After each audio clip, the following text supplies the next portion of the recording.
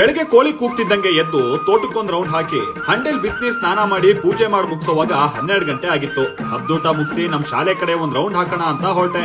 ನಮ್ಮೂರೇನ್ ದೊಡ್ಡೂರಲ್ಲ, ಅಲ್ಲಿ ಇಲ್ಲಿ ಕಾಡ್ ಮಧ್ಯ ಇರೋ ಮನೆಗಳನ್ನೆಲ್ಲ ಲೆಕ್ಕ ಹಾಕಿದ್ರು 50 ದಾಟಲ್ಲ.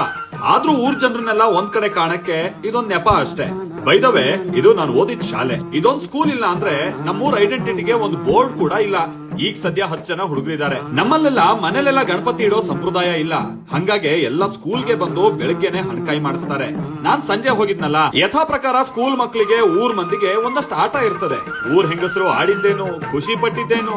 ಗಂಡಸ್ರಿಗೆ ಬರ್ರ ಅಂದ್ರೆ ನಮಗ್ ಆಡಕ್ಕಿಂತ ನೋಡಕ್ಕೆ ಮಜಾ ಅಂದ್ರು. ಗ್ಯಾಪಲ್ ಅಡ್ಗೆ ಕೋಣೆಯಿಂದ ಬಾಡುಟ್ಟು ಸ್ಮೆಲ್ ಬಂದಂಗೆ ಎಲ್ಲ ಕೋಣೆ ಕಡೆ ಹೋಗದ. ಅಡ್ಗೆ ಅಣ್ಣಯ್ಯಣ್ಣ ಹಬ್ಬ ಮಾರ್ರೆ, ಪಲಾವ್ ಕಂಡ್ರ ಅಂದಂಗೆ ಎಲ್ರು ಹಪ್ಮೋರೆ. ಆಮೇಲೆ ನಾನ್ ಬೇರೆ ಹಳೆ ವಿದ್ಯಾರ್ಥಿ ಅಂತ ಸ್ಟೇಜ್ ಮೇಲೆ ಕರ್ದಂಗೆ ಇಲ್ಲೂ ಮಾತಾಡ್ಬೇಕಾ ಅಂತ ನಾಚಿಕೆಲೆ 2 ಮಾತಾಡಿದ್ದಾಯ್ತು, ಪ್ರೈಸ್ ಕೊಟ್ಟಿದ್ದು ಆಯ್ತು. ಗಣಪತಿ ಹೊರಡ್ಬೇಕು ಅನ್ನೋ ಹಾಗೆ ನನ್ನ ಫ್ರೆಂಡ್ ಅರುಣ ಬಂದ. ಬರ್ರಿ ಮರ್ರ, ಬೆಜ್ಜೋಳಿಲ್ ಕೆಲ್ಸ ಇದೆ ಅಂದ.